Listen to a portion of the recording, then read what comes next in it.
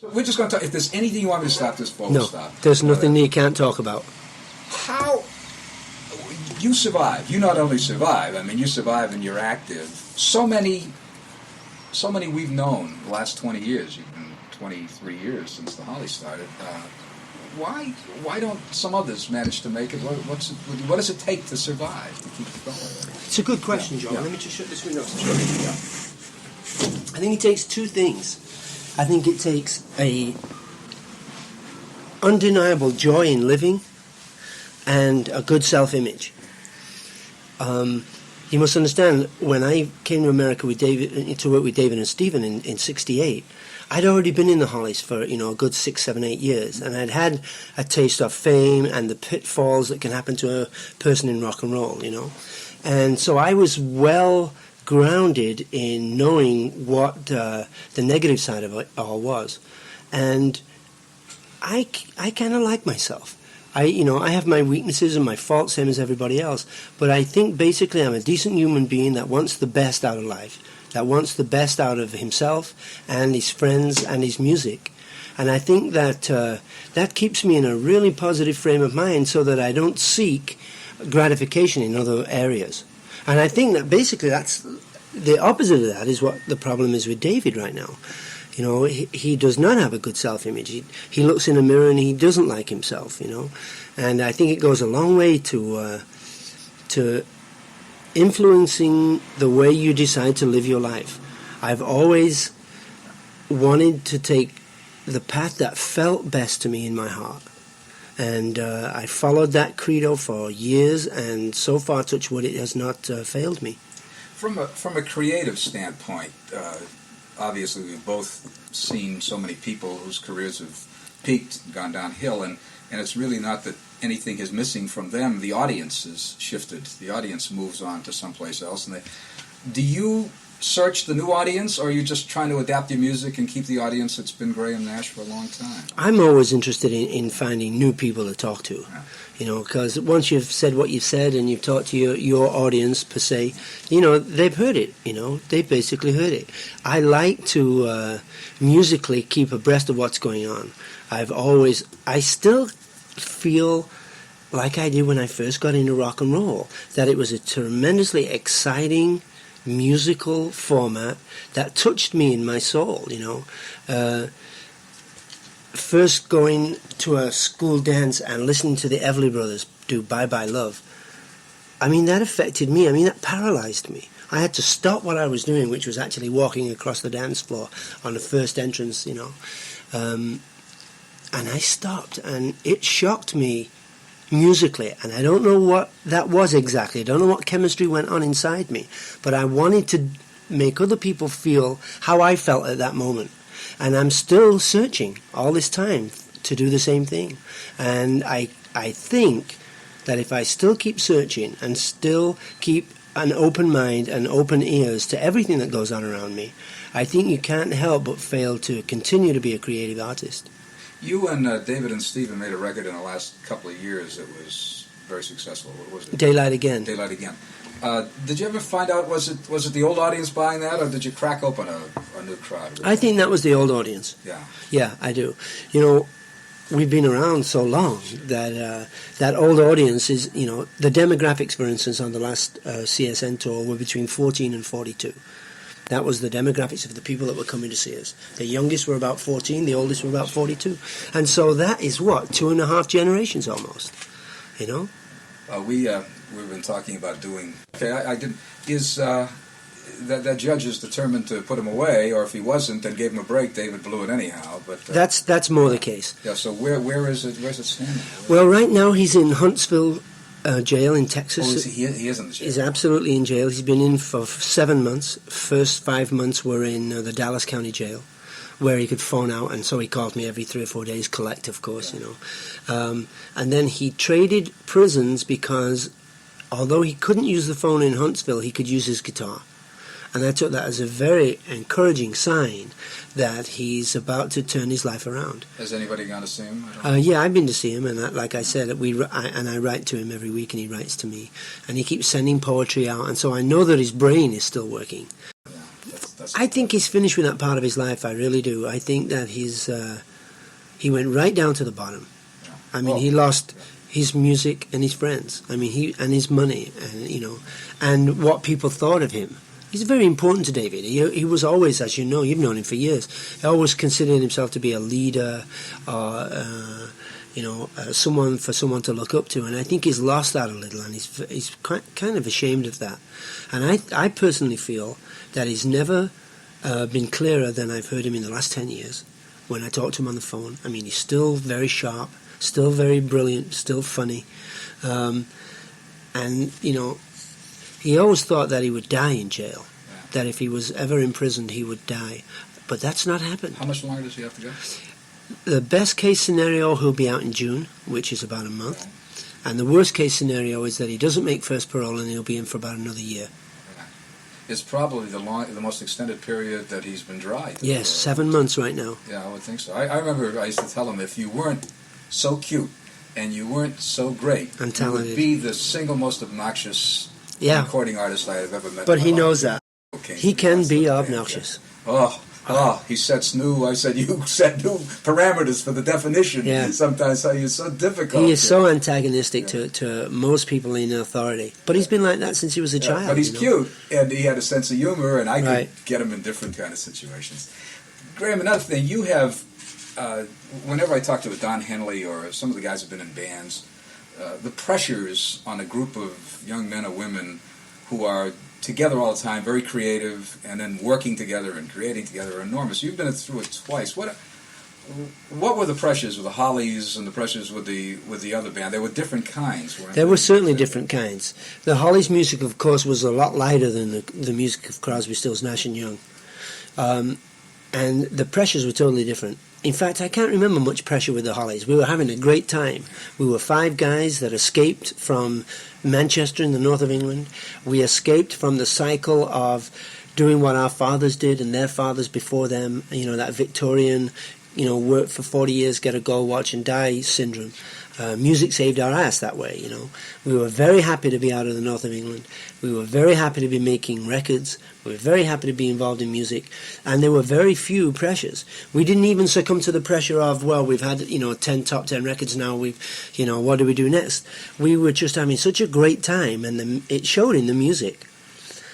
Around the late 60s, around 66, 67, 68, I changed as a person. I met Mama Cass here in 67 in America. I started to get more introspective. I started to realize that the many thoughts that I had that I'd kept as an Englishman underneath the surface, which was one of the reasons that attracted me to Crosby, because he didn't live underneath the surface. He lived, as you well know, on the surface.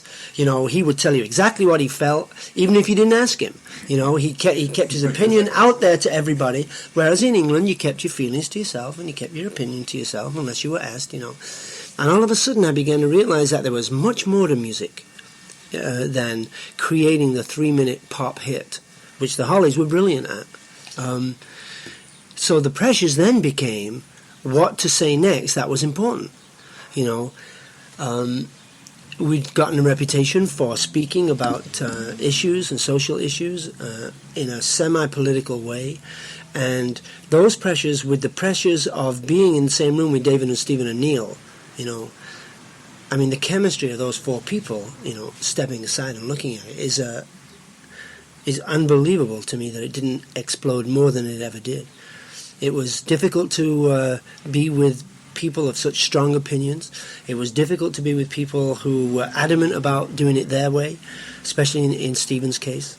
And I feel good talking to you about it because you know the people I'm talking about and you know all about them, So I'm not telling tales out of school. There were very difficult times in terms of keeping it afloat.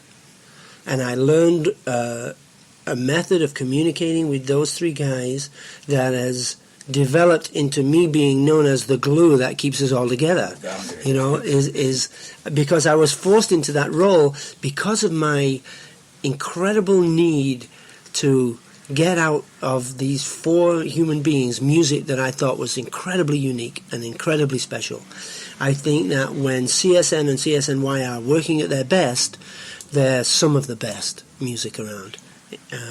We're as bad as anybody, of course, when we're not together. When we're not working together. And so the pressures between the Hollies and CSNY were very different pressures.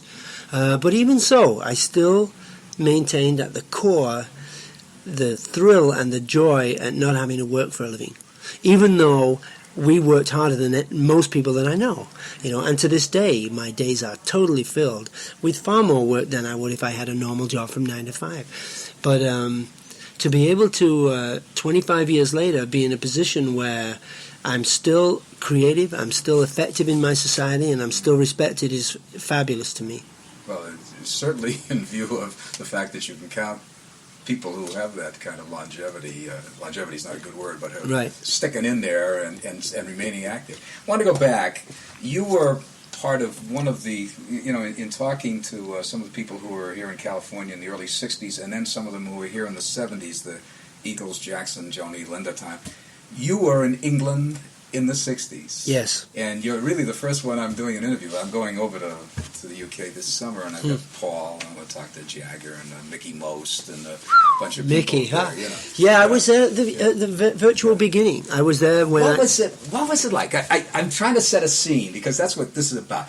Here, England had been riding so far back in the bus in terms of pop music around the world. It had all been American. Yeah, but music. something happened then. Now, that's what... What happened specifically was a combination of things. When we were 15 years old, this was basically 10 years only after the end of World War II, in which for England was a time of deprivation, of rationing, of not having a normal life.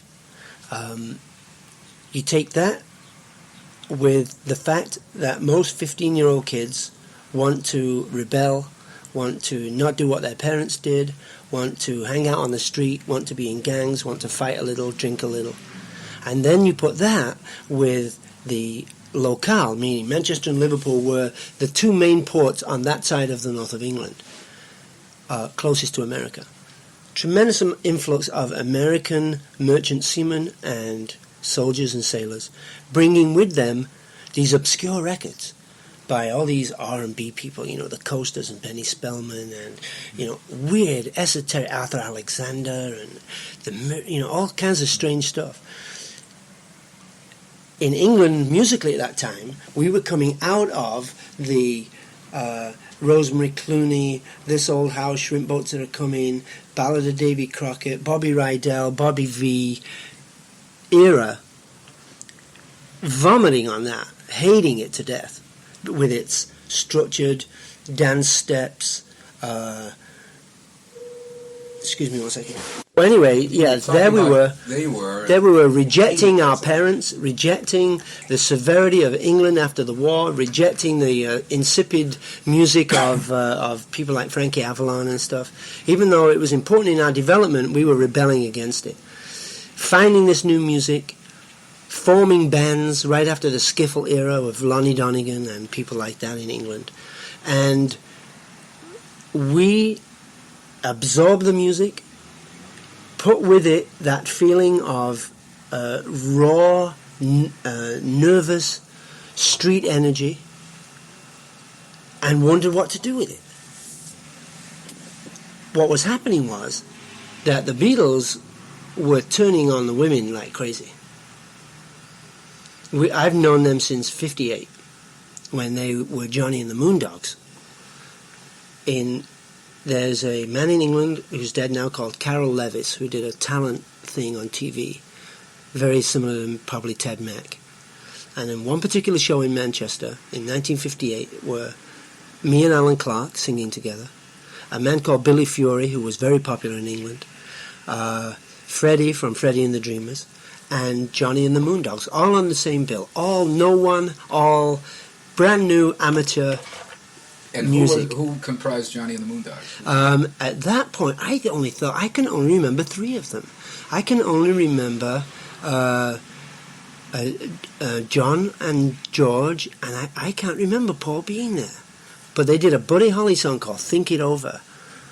And what happened then is that they were obviously creating some stir in the north of England. A lot of talk. Every show was filled. That black leather, mysterious, we want to know what's going on vibe. That was picked up when Brian brought them down and tried, trying to sell all their music and not making it, and being picked up by George Martin. Once the Beatles had made a record and it was a hit, that opened an incredible floodgate. People wanting to know, well, we haven't got the Beatles, they're signed, who else is up there? Let's go up. So producers would come up by the trainload to every club in the north of England and find out who the next Beatles were going to be. Who else can we bring down to London? This is obviously new. Who else is up there? Well, who else was up there were the Hollies and Billy J. Kramer and the Dakotas and the Undertakers and the Swinging Blue Jeans and Jerry Marsden and, all those kinds of people, and later Herman's Hermits and etc., etc. So that's a kind of a brief overview of why that particular era in music in the north of England was so important. We had an energy that was unbelievable, which was part of escaping and wanting to pull yourself towards the dream of being a rock and roll star. And then when you got to London, it was all kind of fresh. I mean, there were no paths to follow. Two-track. Yeah, and you guys didn't have anybody that you had to live up to. No. You were creating it. That's right. How much were aware of the worldwide impact of all this? Were you? Not too much then. Yeah. We were still dealing with the almost racist attitude of people from London and the south of England who spoke the Queen's English against people who talked in a broad accent, somewhere north of Birmingham. If you didn't speak the Queen's English, you were frowned upon. You were looked on almost as country yokels. And then all of a sudden, those country yokels got very hip. It was hip. I mean, people were changing their accents down south to talk Liverpudlian or Mancunian. Was there a scene where you guys hung out together, where like a troubadour was here in the 70s? There were a couple of them. Were places that people used to? Yeah, there were a couple of them. The couple in Manchester were places like the Twisted Wheel and the Oasis Club, where the Beatles and the Hollies played, and of course the Cavern. And that's where we were discovered. Ron Richards, who was a partner of George Martin, who worked for EMI, came up and saw us play a lunchtime show at the Cavern in Liverpool, and loved it. I mean, because the Hollies were good. They were good when they were well known. When we were not well known, we were even better because it was all brand new. It was all fresh feeling. It was all unexplored territory. It was all so overwhelming, that I don't think that we were aware of what was happening worldwide. We were busy conquering London. We were busy solidifying our position in pop or rock and roll in London, How competitive was it between all these bands? I didn't feel much competition. I remember one show at the Cavern where every group that I just mentioned was on the same bill. It was so... Did you ever go to the Cavern? No. Well, this was an unbelievable place. The Cavern Club in Liverpool consisted of 3 drainage tunnels that were cleared out. The centre tunnel at the end was a stage built, and people would sit in the middle tunnel. And I'm talking, each tunnel was about a little longer than this room. There were 3 of them side by side. They would dance in the outside too, sit in the middle, and the stage was at the end of the middle one. One way in, one way out, one door.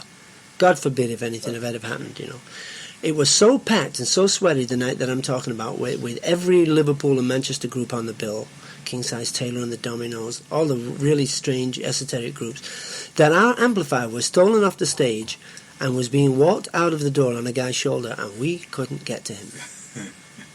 We couldn't catch him. It was so jammed. It was unbelievable. And then did you all come to London eventually? Did you all move down into London? Yeah. And what was it like there? Because now this was in 20 square blocks around Old Denmark Street. Absolutely. Everybody was there. Yes. Yeah. We had our offices on Charing Cross Road, right around the corner from Tin Pan Alley there, on Denmark Street, And that area, Charing Cross Road, Shaftesbury Avenue, Oxford Street, where Imhoff's, this record retailing store, was there, and HMV was a little further along Oxford Street, was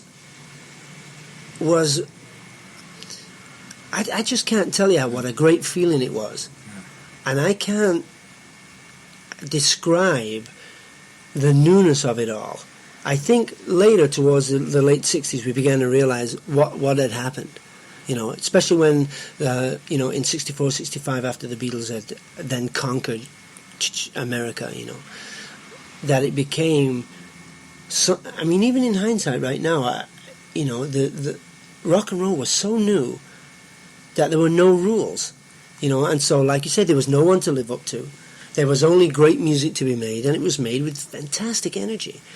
And then when it all came here, it was then called the British invasion. Was there any feeling of "we got you, pal" when you did knock over the United States? Was there any? No, I think it was overwhelmed by the feeling once again in having made it out of Manchester and feeling great about that, and having made it in London and feeling fabulous about that, and then going to New York and playing in America was unbelievable. It's an unbelievable feeling. The day we got there, we were taken from the airport at JFK to the theatre on Broadway, on the Times Square at the Paramount Theatre. We were used to doing maybe 3 or 4 one-hour shows a night. We had to do 5 shows a day, but only 2 songs a show. And the other people on the bill were like King Curtis and the All-Stars, Shirley Ellis, Little Richard with Hendrix playing in his band, The Vibrations, us, and you know, Soupy Sales, who was the MC. And America was unbelievable to us. The phones rang exactly like they did in the movies. You know, you could get hungry and think, well, where should we go to dinner? And somebody would pick up the phone and order food, and it would come walking through the door 10 minutes later. Unheard of stuff. Those pencils, you know, those white grease pencils that when it blunts, you tear the string down. I mean, those were fascinating to people from England then. Unbelievable stuff. Palm trees. Unbelievable. So rather than a feeling of, we gotcha, we're going to kick ass over here, it was swamped by a feeling of naive wonderment. You feel that was that existed, that kind of attitude existed through most of the English bands that came? I think so. Yeah. Just in awe. I think so. And now you had a sense that you guys really were pretty good. Yeah. Well, we always knew we were pretty good. We could always get an audience dancing. We could always get those bodies moving, which is one of the basic elements of rock and roll. Is can you make people move? You know, we were. You know, we knew that we were good at playing and singing. Did you in fact take your name from Buddy Holly? Is that how you got your name? Combination of Buddy Holly and it being Christmas, you know, and we loved Buddy Holly. As a matter of fact, I just came here from a meeting at TriStar where Francis Ford Coppola's movie Peggy Sue Got Married is being produced, and I might get a chance to sing with Buddy Holly, which is they have a track of Peggy Sue Got Married that they found where Buddy is just playing his guitar. And when I went to see the preview, Paul Gurian, who was the producer, said to me, "What do you think?" I said, "Well, I really like it simple like that at the beginning of the movie." And the movie, I don't know whether you know, the movie she goes back in time. Yeah. So it's we could musically do that if we update Buddy's track over the title credits at the end. If we do it simply and subtly enough, we could turn it into a 1986 version of Peggy Sue Got Married with Buddy singing the lead and playing guitar. And I wanted Phil Collins to play simple drums and sing, and Eric Clapton to play guitar on it, and I would sing too, you know. But it's just a dream, you know. But we'll see. Wait till you get through the Hollywood ringer around here. Well, you know, how it turns out. I'm getting a taste of that. You know. There'll be 78 musicians on a stage. It's unbelievable. You know, Paul Gurian had a great line. He says, "Maybe Buddy, who's dead, will have an easier time singing with you than you're going to have legally singing with him." That's right.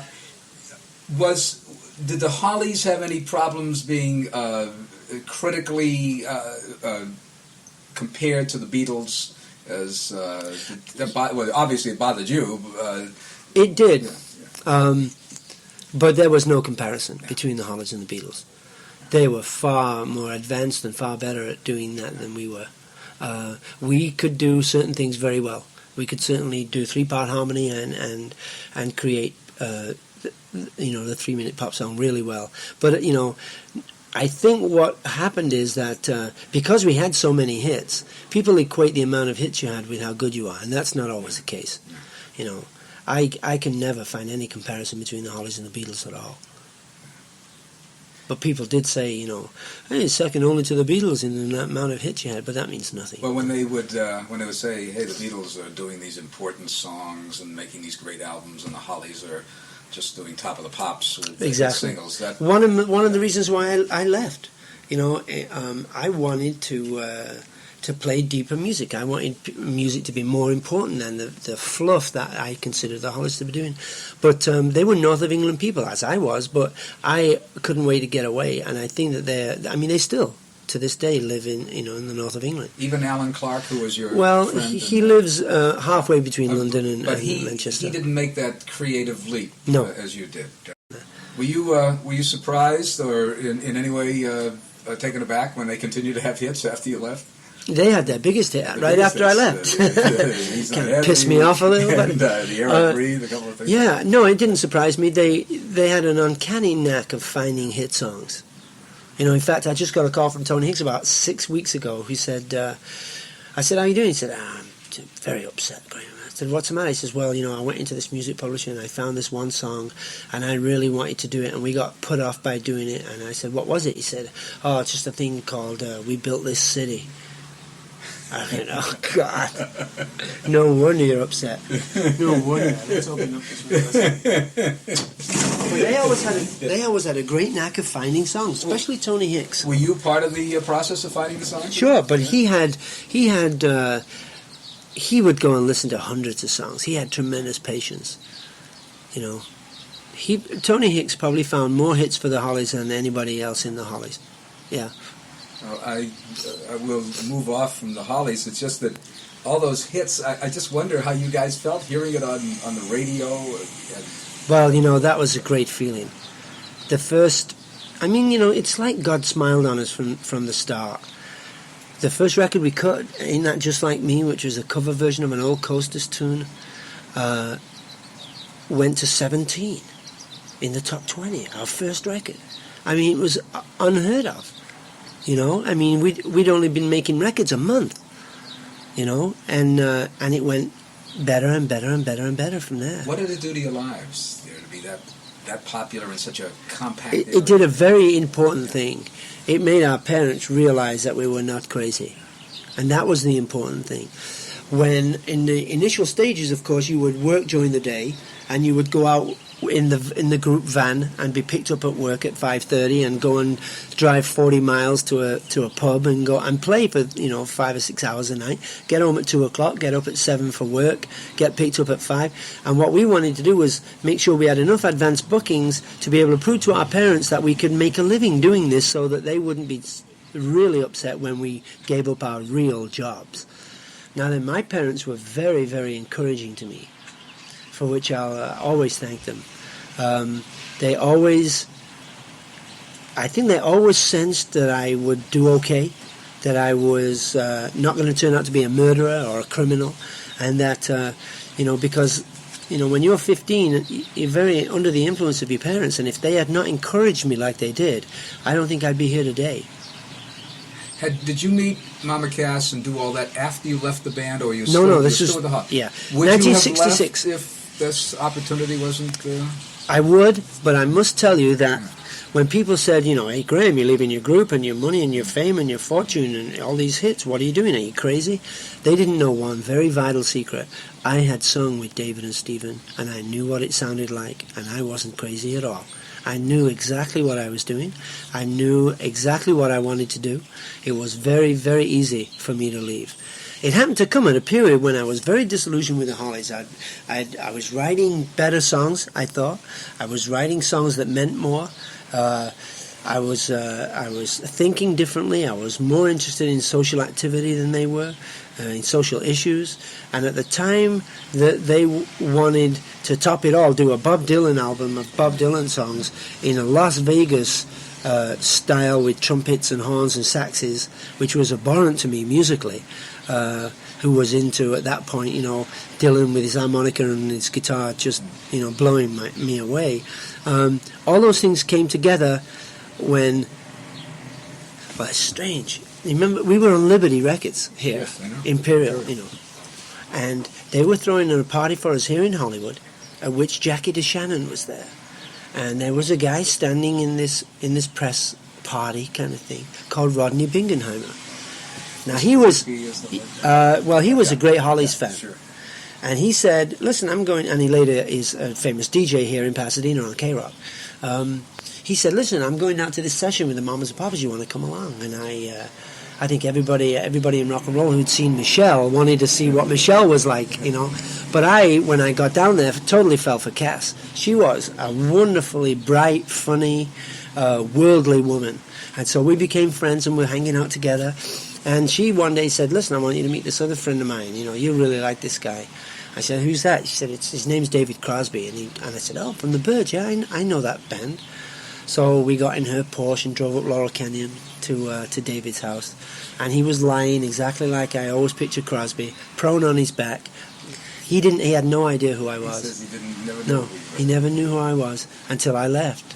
And then when he came to England with the Byrds, and they were billed quite mistakenly as America's answer to the Beatles, which pissed off everybody in London. They didn't stand a chance after that, no matter how good they were, you know. I invited him to come and stay with me and my wife at my apartment, and I got to know David pretty well. And in '67, we played a free show at the Whiskey Go-Go, the Hollies did, and invited everybody, and the Byrds and the Monkees, Mamas and Papas and the Beach Boys, and everybody were there. Were you there that night? Really? How interesting. It was a great night for us. Oh, God, yes. We were really on top of it. And we did things like, we would, you know, play Carrie Ann, and in the middle where the steel drums come in, steel drums would come in on tape, perfectly in sync, because we took everything off the tape but the steel drums and the bass part. The bass player would turn off, so we would keep rhythm with the bass, and of course when the solo came, in would come the steel drums. And it was quite innovative then, you know. It was a good show that night. Did you feel inferior at all? Were you in awe of any of these bands at all? Or did you guys feel that you were right up there and they were... No, we felt we were right up there. By that point, we'd had, 12 top 10 hits in England. We were pretty cocky, you know. In '66, you had a big record here, the Bus Stop. Bus Stop, right. And Stop was quite popular here then, too. Yeah, so we were pretty cocky, and we knew we could hold our own. And, the Monkees thing had only just started and was bubbling. Mamas and Papas we really liked, and the Byrds, I really loved the Byrds material. I thought the Byrds were cool. I didn't know too much about Buffalo Springfield. And then what happened after that night? After that night, David and Stephen and I went for a ride in Stephen's Bentley. And I was sitting in the back, and David and Stephen were in the front, and David looked at Stephen and he said, okay, which one of us is going to steal him? And they were talking about me, And what little did they know is that I'd totally had it with the Hollies by then. I was looking to move on. A little later, about 4 months later, I came. I'd met Joni in Canada. I looked her up again here in Los Angeles. And David and Stephen came over to her house and we started singing together. They were doing You Don't Have to Cry and Helplessly Hoping, 2-part. I asked them to sing You Don't Have to Cry 3 times. And by the 3rd time, I had my harmony all ready. And it was an amazing feeling. First time they sang? Yeah, it was like the heavens opened, because being a musician and being a harmony freak, to hear what happened when the chemistry of me and David and Stephen's voice first blended together for the first time, it was like the heavens opened. It was absolutely... we stopped singing halfway through and burst out laughing, because we really didn't want to be in another group. I'd had it with the Hollies. Crosby had been thrown out the Byrds. Stephen was having his trouble with the Springfield and Neil, and we didn't want to form another band. But we knew that musically we had to, because this was too unique. It was too wonderful. And for you, hello, Everly. Hello. Hello. I asked Phil Everly, I did Phil and Dime. I said, they say that you, in one way, influenced maybe the Beatles and the Crosby, Stills, Nash, and absolutely the Hollies and other groups. I said, do you think you were that good? And he said, if they were going to have an Olympic Games of singing now, we'd win a medal. That's right. I'd love to sing with them. Yeah. I did, actually, in '65 when they came to England. See, that was part of that magic thing. In 1960, the Everly Brothers came to Manchester to play at the Free Trade Hall. Alan Clark and I had obviously heard their records and were 2 little kids from Manchester who had these 2 funny guitars. And we went and we waited outside in the pouring rain outside the Midland Hotel in Manchester. I stayed at that hotel. Yeah, The longest hotel in the world. it certainly is, and probably the oldest too. It's unbelievable. You waited? They waited. We waited rather. They came out of the nightclub about 3 in the morning, and they took the time in the rain to sign our autographs, and to hear these two little guys say, "Yeah, well, we kind of sing like you and stuff like that, And, well, good son, carry on. I mean, do it. So we did it, and 5 years later, we were in the studio with them, and they were recording 7 of our songs. For me, they all recorded for me. Yeah. I had sent them to England. Oh, 2 Yanks in England. Unbelievable. When you and in this flush of singing together and it being terrific, were there any signs that the differences could arise between in this group? No, not then. Which group are you talking about? Well, there's the Crosby, Stills, Nash. Well, I always knew that I was different, and I always knew Crosby was volatile, and I always knew Stephen was crazy. So, in that first year, we spent probably 11 months together, 24 hours a day. We would be able to sing that entire first album with a couple of acoustic guitars, and we would sit people down and we'd say, listen to this, and we'd rip off these 10 songs and do them brilliantly and floor people. People would fall down. People like Paul Rothchild and Peter Fonda and Cass and Sebastian and all the the Hollywood folk rock people here. We would knock them on their ass. And we knew when we left the studio at 7:30 in the morning. Remember Wally Hyder's on Selma here? We made that in that funny corner studio. We knew when we walked out of there that we had something that would go straight to number 1. We just knew it in our hearts. Because then, of course, the popular mode of music was giant Marshalls and lots of feedback and giant electric guitars. And there we came out with this kind of basically, more acoustic-oriented album. And this is one where actually record executives look pretty good. Ahmed helped steer it. David Geffen helped steer it. A lot of people believed in putting together this. You know why? Because they heard us. They heard us. We would sit them down and we would sing them, and they would get excited. Ahmed thought we were the best thing since sliced bread. I mean, Ahmed still has tremendous faith in us, and Ahmed has probably been more responsible for us still 20 years later making music than anyone, because when we first signed with Atlantic, we signed a 6-record deal. We still have only done 4, and it's 17 years later, right? And Ahmed and his and his corporate people could have sued our ass years ago and could have forced us to do the number of records that we were signed to do. But Ahmed was smart enough to realize that we were different, that just leave them alone. They'll do it. It may take a while, it may take longer than normal people, but leave them alone and they'll make fine music. Who produced that record? Was there a producer? No. No. See, because David and Stephen and I were so... we knew exactly what we wanted. Were you pumped, even though you guys had success in the past? Oh, no, it was unbelievable, because we're talking virgins again. Because even though David had made all those hit records with the Birds, and same with Stephen, and same with me with the Hollies, this was a different animal. We knew that this was better than all of that stuff, in a way. Because we were taking the essences of what made those bands vocally different, and put it together with 3 people that hit it right off. I can't tell you what it felt like to sing that way the very first time we ever sang together. That blend was there from within 30 seconds of starting the song. It wasn't something we worked at. It was there. I mean, we worked for it. It didn't work for us, We knew, man. We knew. That's magic. Yeah. That's really magic. You don't want this to happen, obviously. You don't want to... It's going to be, I'm going to have to sit down and tell Jack exactly how I feel about it, and let him make his own mind up, And just hang on and hope that, you lead a different kind of life now, and that's the kind of life they're seeing. Yeah. And that's a good life. Right. It's a terrific life, and that's not...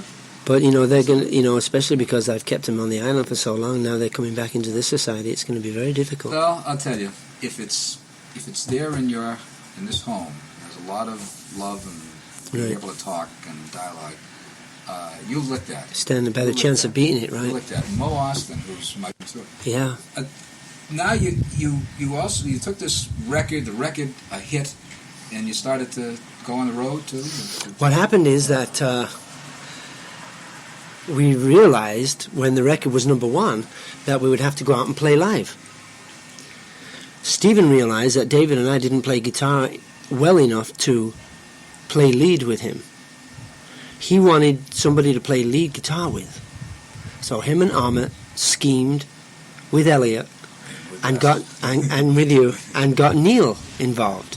Neil had just put out a solo album and it wasn't doing fantastic. It wasn't burning any charts down. And so Neil could have used the help too. And we formed this band, Crosby, Stills, Nash and Young. So you never went on the road as a CSN? Never. Neil joined for the tour. Neil joined for the tour. We did Chicago Auditorium, 2 nights before Woodstock. Joni opened for us. That's where our egos were at. And, Joni and I were an item at the time, and so it was okay. She loved us. She wanted to be a member of the band anyway, And then we went to New York. She was doing the Dick Cavett show. The rumors about Woodstock kept multiplying and multiplying and multiplying, and it went from a 20,000 person venue to, oh my God, there's going to be 100,000 people there, to, oh my God, there's going to be 250,000 people there. Elliot panicked. Joni wanted to go. Elliot said, listen, if you go there, I can't guarantee that I can get you out of there to do the Dick Cavett show, which was an important show at the time. And so Joni didn't go to Woodstock. And so to hear her song, Woodstock, which was built on information given to her basically by the 4 of us, and, Sebastian and other friends of hers that went to Woodstock, she did a remarkable job of pinning exactly the atmosphere of what went on and the spirit of what went on at Woodstock. What was the atmosphere and the spirit of what went on at Woodstock? Well, here you had the flowering of a generation who felt... You remember we were talking earlier about how we felt to escape from what our parents did and escape from Manchester and the Second World War? It was very similar in that to a lot of ways, in that these people were determined to have a great time without any outside help from the police or without any policing from the feds or anything like that.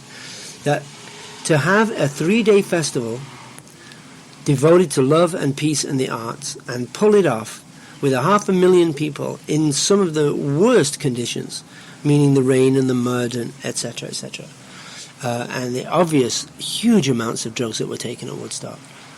That it came off at all was amazing.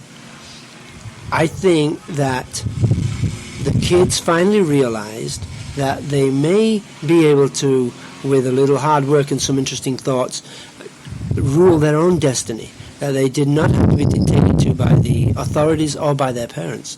And I still sense a lot of that feeling because of now, of course, those people that grew up since Woodstock are now in charge of the newspapers and the television and the radio stores and the record people and politics. And politics, and they are bringing that spirit and working within the system to keep that spirit alive.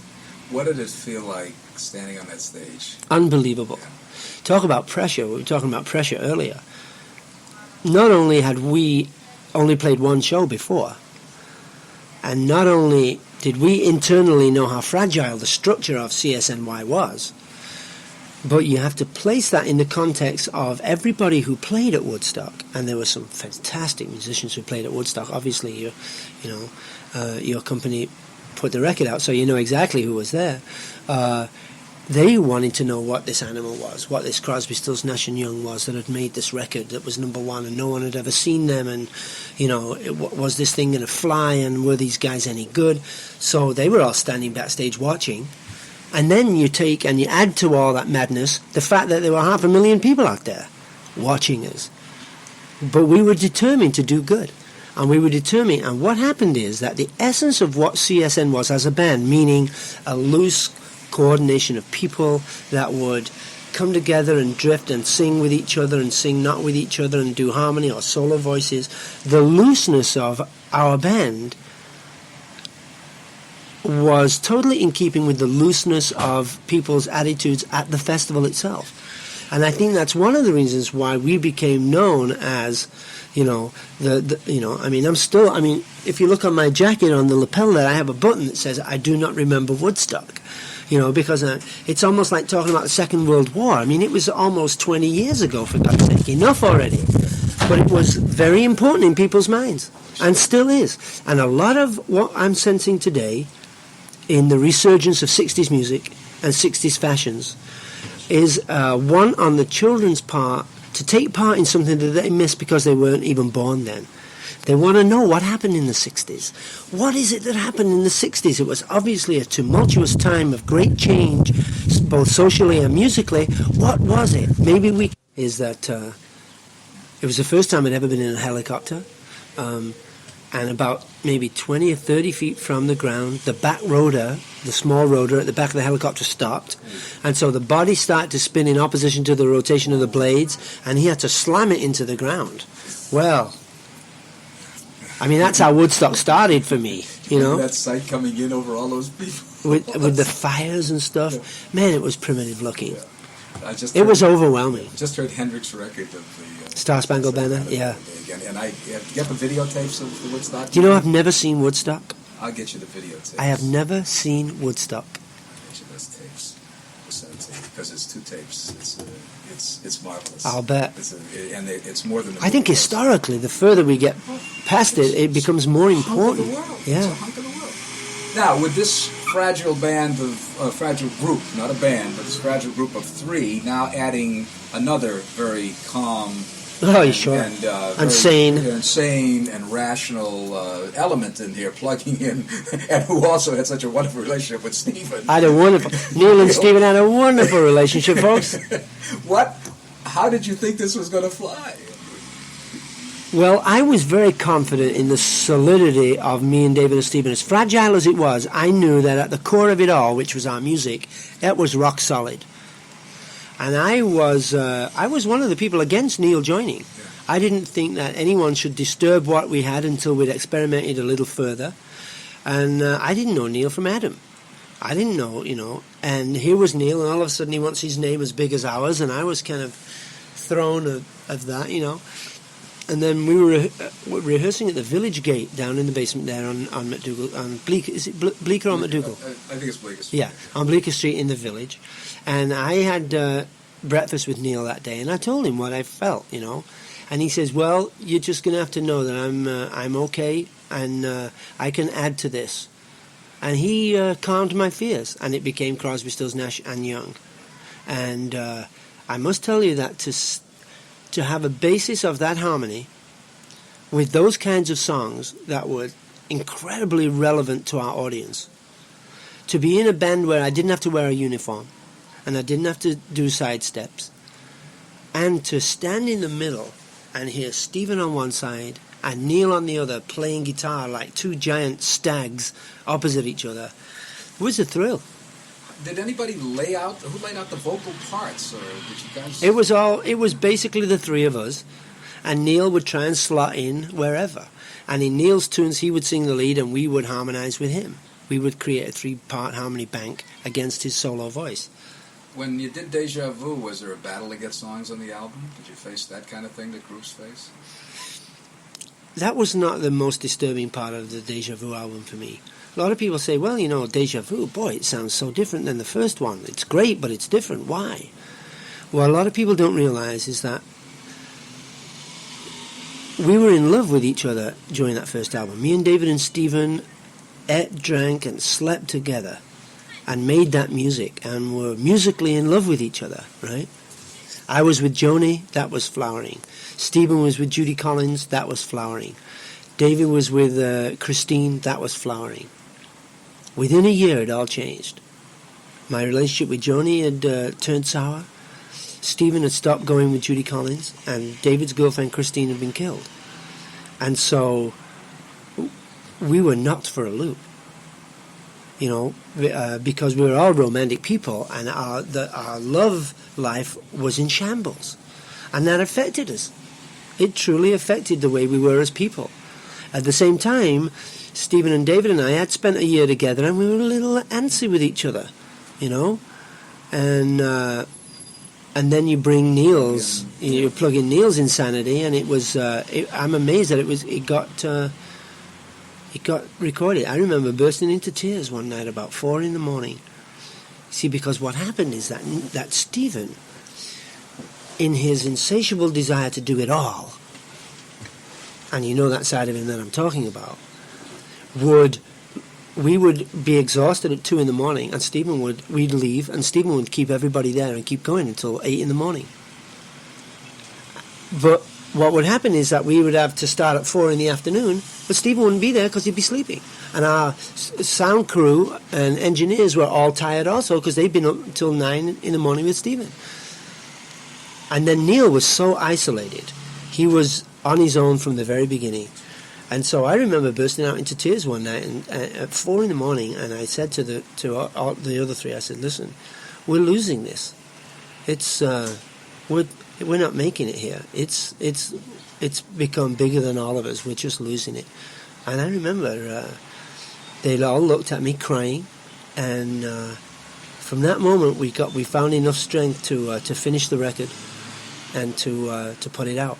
But even then, it started to be my music, Stephen's music, David's music, with the rest of the guys on, Neil's music with the rest of the guys on, instead of music as yeah, because Neil took his and remixed them somewhere in his studio down south, and it wouldn't let us mix. It was madness. Magic. It's so gossamer. Yeah, it's fragile. Yeah. And did you and the band went out and toured again? Yeah. The four? And then it was crazy, it was on again. I mean, we went out and played the first night in Denver, and it was so awful that Neil split. Stephen was on crutches because he'd hurt his knee in a skiing accident, and he couldn't play, and we were bad, and we didn't like each other, and we played one show and went home. And then we had to, of course, pick up the dates later, 2 months later. We changed bands. We got Johnny Barbader and Greg Reeves instead of Dallas Taylor, and Bruce Palmer. How was it when you got back? It was okay. It was good. And you got through it all right? Got through it all. Oh, yeah. I hear horror stories of some of the things with Stephen and Neil. I'm amazed. I mean, people say, hey, so I hear you used to fight a lot. And you say, they have no idea.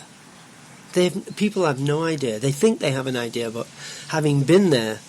Anything stand out in your mind as one explosion? I remember one night, Tuesday night, Fillmore East in New York. Some of the best shows we ever did, because it was new, early days. And there's a certain intensity that goes on when it's new and it's early and untested, and you're out there to do it, which gets replaced later with, well, we've done it, we know what we're doing, we can be a little easier about this. Dylan came to see us. Now then, the problem that you just alluded to about, did you have any problem putting songs on the albums because there were 4 strong writers? Same would happen in a live show. And we structured our show that we would do an acoustic first half, and then come back, take an intermission, come back, and go electric, play electric for the rest of the night. And within that, we would do a little solo sets. We'd do a couple of songs each solo. I'd do 2, David would do 2, Stephen would do 2, and Neil would do 2. And this night, because Dylan was there, Stephen did 5 songs. And that pissed me off righteously, because I knew why he was doing it. But we could have all done that.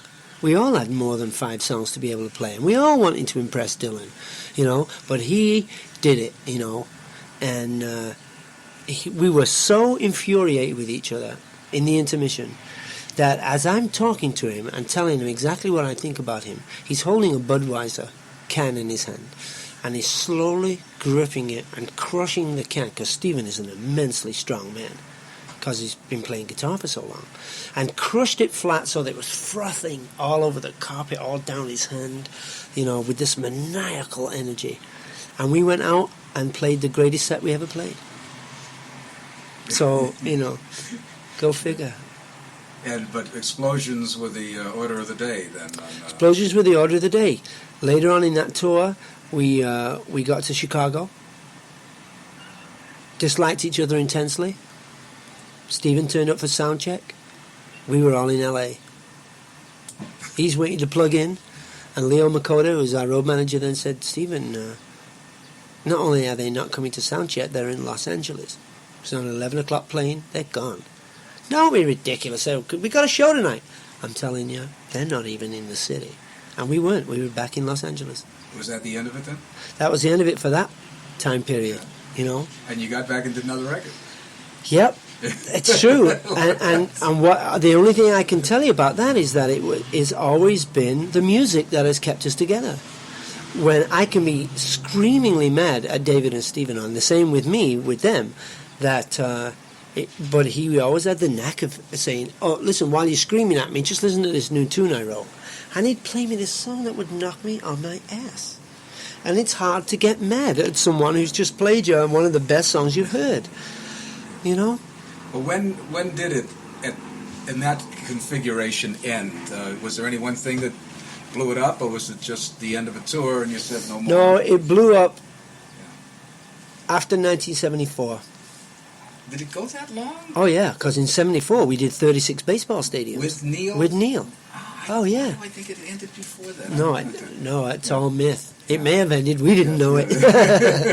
No, in 74 we did 36 baseball stadiums for Bill Graham, you know, and filled them all. I mean, you know, it was an unbelievable scene. The first time anything like that had ever been done. One day, Stephen and David and I were at my house. I had a studio in my house in San Francisco. We were recording.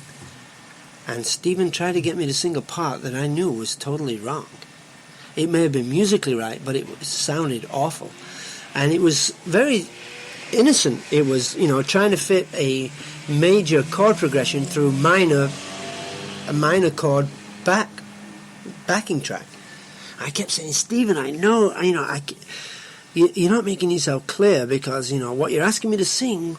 When I understand what you're asking me to sing, but when I sing it, it clashes when we go to the A minor, because I'm singing an A major. And, well, do it for me. I said, Stephen, I've done it 16 times for you. I'm telling you, I don't feel it. I'm a bright man. I've been making records for that time for 15 years. Said it won't. My body won't do it. And so we ended up screaming and shouting. And he took a razor blade to a master 2-track of me and David's, of Wind on the Water, of the 2-track of Wind on the Water. And I decided that I'd had it with Stephen, that his madness was too much for me. And we never spoke for a couple of years. And in the meantime, I'd gotten together with my now wife, Susan. And Stephen was doing a show at the Greek Theatre with his band. And me and David were hanging out because we were making records together and going out on the road as Crosby Nash. And Susan said, you know, it's all unfinished with you and Stephen, isn't it? You didn't clear it up, did you? Because she's for getting it clean. Yes. Tell him what you feel, explain, and then drop it. Because she said, I'm tired of hearing it. You got to make it clean. 2 years later? Yeah. Yeah. And so I took a deep breath. I realized she was right. I went to the Greek Theatre with her and David. And we met Stephen backstage. And it was very nervous and very tense, but it was okay. And Susan invited him back to my house for a drink, and I went pulling on her shirt, and she said, no, I know what I'm doing. She brought him back, and it was fine. And then we decided that we would once again make another record. How was it when you and David worked? Did you feel something was missing? Did you feel you're out there incomplete? No, it was not incomplete. David and I had magic together. There are some of the Crosby Nash concerts with Russell Kunkel on drums, and Tim Drummond on bass, and Danny Korchmar and David Lindley on guitars, and Craig Durgee on synthesizers, and me and David were some of the best shows that we ever did. Absolutely. David and I had a magic together. But once again, around just after the 77 album of Crosby, Stills and Nash's, the one made in Miami, I began to realize that Crosby was just getting further and further and further out of it. And that's when drugs started to really take a hold of David, and when he really began to lose his music. Were the Crosby Nash records successful? Very. I can't recall now. Yeah, the Wind on the Water album went gold. Of course, yeah, yes, right. yes, Yeah, that's right. for ABC. with Jerry, you know. And then there was nothing. I mean, there was no. I don't mean there was nothing, but Right. there was no crowd. There was no combination of people for a while. No, what happened is that David and I were making a record, and Stephen and Neil were making a record. And got a call from Neil. Listen, why don't you come down here to Miami and listen to what we're doing? It's all right. So David and I stopped our record, which was Whistling Down the Wire. Went to Miami, loved what was happening, sang all over the record, turned it into a Crosby, Stills, Nash and Young record, added our songs. Then we had to get back to finishing our record that we were in the middle of making. But Stephen and Neil had tour commitments. They had to go out on tour, they had to finish it, and we said, well, we'll go finish our record, and then we'll come back and finish it up. And they didn't tell us that they couldn't wait. And so they took me and David's voices off and wiped them, and turned it back into a Stills Young album, which was, Long May You Run. And of course that was heartbreaking. Yeah. What year was that? That was probably 78, yeah. 77, 78. Did you, then you did some things on your own, or you Right. were always kind of doing things on your own. Right. What kicked off the reunion once again of putting this group together? Music again. Music again? Yeah. Stephen came up with 3 great songs. And by this time you all talked to each other Yep. somewhere. Yeah, because we knew, we were taught music. And when we were talking music, we were fine, basically. So when we got into personal stuff, that the rub came. How does it work now? Or how's it been Works the working? same way. Yeah. Music is the reality rule. Otherwise, like for instance, I was on tour with David and Stephen last year for 4 months, and I haven't seen Stephen since. and a little crazy out there too? Or has everybody got a little older, a little... It was a little easier. This time the madness was David's sickness. Yeah. Was him being out of it so much. I mean, God bless him, he certainly tried his best, and we never missed a show. And we were only ever late for one show. And in fact, we weren't really late because me and Stephen went on and explained that David was stuck in traffic, which he was, because he'd left New York too late. Not Garden State, something for Frank Russo in somewhere in New England. Well, when, of course, not if, but when David serves his time and is back in society again, is this a group that can continue to play for... Here's Peter Paul-Mary out there doing dates constantly and consistently. If the music is good. Yeah. We can't make it if it's a rehash of the old stuff, or if there's so if Davey comes out and gets rest and writes, I certainly have my songs ready, because even though I have a solo album right now, I'd already written 16 things, so I've got plenty of new music that no one's heard that I know that we can do really well. Neil's promise to David was that if he remains straight when he comes out, that he'll come back and make another record. So you could possibly see a CSNY record started this year. And Stephen has indicated that he would like to... Oh, yeah. Play on it. Yeah, absolutely. Off that subject, and we sure got some insight into this, you have been one of the very few artists who have been so socially active. I mean, not socially party active. I know. But why isn't there a lot more of that? Why aren't more... I think a lot of people, in the early days, especially, a lot of people had managers that controlled them, who were saying things like, what about your career? Or maybe people won't buy your records. Or maybe people don't want to hear politics.